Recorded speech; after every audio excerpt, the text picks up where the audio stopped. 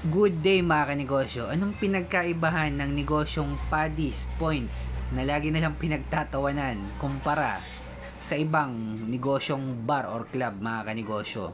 Eto, kung nagsisimula ka pala magnegosyo, tapusin mo tong video ko, sigurado marami kang matututunan. Kung nagninegosyo ka naman na, malamang isa to sa dahilan kung bakit hindi lumalaki yung negosyo mo.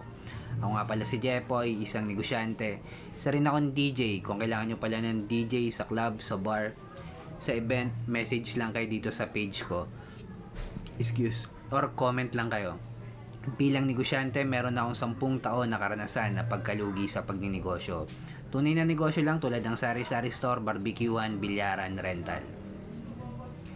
Anong pinagkaibahan ng negosyong Paddy's Point sa ibang negosyo na bar tulad ng Silo, Rebel at the Palace, Yes Please, mga gimikan sa poblasyon, gimikan sa Katipunan, gimikan sa Tomas Morato? Mga kanegosyo, kwento ko lang. Way back nung college days ko mga kanegosyo, mahilig kaming gumimik na mga tropa ko, mga kaibigan ko nung college. Mahilig din ako mag-inom noon mga kanegosyo. Ngayon, occasionally na lang. Ang spot lagi namin sa gimikan, Tomas Morato, Timog, Paddy's, Katipunan, Eastwood, yan. Sa Timog mga kanegosyo, sa kanto ng Timog, meron doon Paddy's Point. Lately lang to nalugi. Itong Paddy's Point sa may Timog mga kanegosyo, sobrang tagal na nito. Ang daming negosyong nagsara bago pa to nag-close. Ang dami ng negosyong sikat pa dito, mas magagandang bar or club. Pero itong Paddy's Point hanggang ngayong 2025 nakatayo pa rin. Kahit sabihin man nila na Bisaya yung mga pumupunta dito, pangit yung kanta, pangit yung tugtog, ang pangit ng ambience, mabaho, lahat na. Pero para sa akin mga kanegosyo, mas matalino naman yung may-ari ng Paddy's Point kaysa sa may-ari ng mga Silo, Rebel at the Palace, mga may-ari ng bar or club sa poblasyon. Bakit? Kasi na-scale up nung may-ari ng Paddy's Point. Sa franchising business model yung negosyo niya. At hanggang ngayon namamayagpag pa rin yung Paddy's Point mga kanegosyo. Yung may-ari ng Paddy's Point, hindi na siya kumikita sa pagbebenta ng alak per se. Tulad na lang ng may-ari ng Silo na nagbebenta pa rin ng alak hanggang ngayon. Dapat nga pina-franchise niya yung negosyo niya. Ang tagal nang namamayagpag ng Silo bago pa pandemic mga kanegosyo hanggang ngayon. Ka-franchise na yung negosyong Silo mga kanegosyo. Pero hindi pa rin nila pinapa-franchise yung negosyo nila.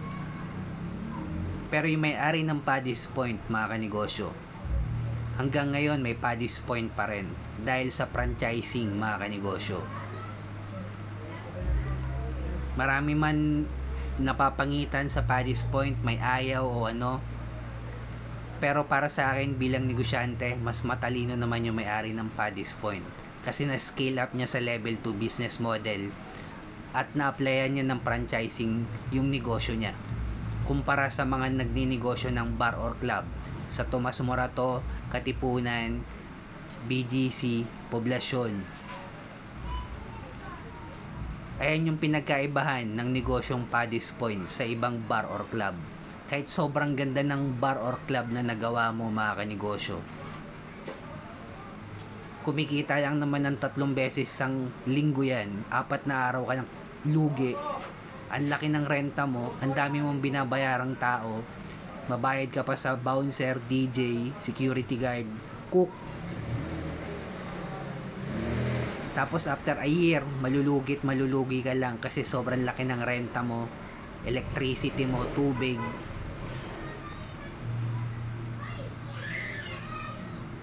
Kaya kung ako yung magdinegosyo, ako magsusupply ng ice cube sa lahat ng bar sa Tomas Morato or sa BGC pa yan.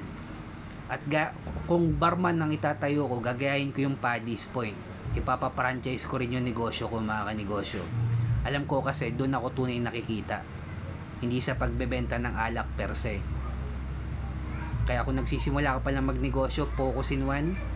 Ikaw mag-supply ng ice tube sa lahat ng bar sa Tomas Morato. Halimbawa, scale up yung negosyo mo tulad ng Paddy's Point. Applyan niya ng franchising business model. Pangatlo, nasa community ka ng mayaman. Pang-apat, kailangan na natin gumawa ng original content. At kung umabot ka sa dulo na video na to, type mo naman sa baba, Paddy's Point, heart mo na rin, subscribe ka na rin sa akin. Bilang negosyante, kung dumadanas tayo ng pagsubok or struggle, huwag natin kalimutan mag-pray kahit anong religion natin. Ingat tayong lahat. Peace.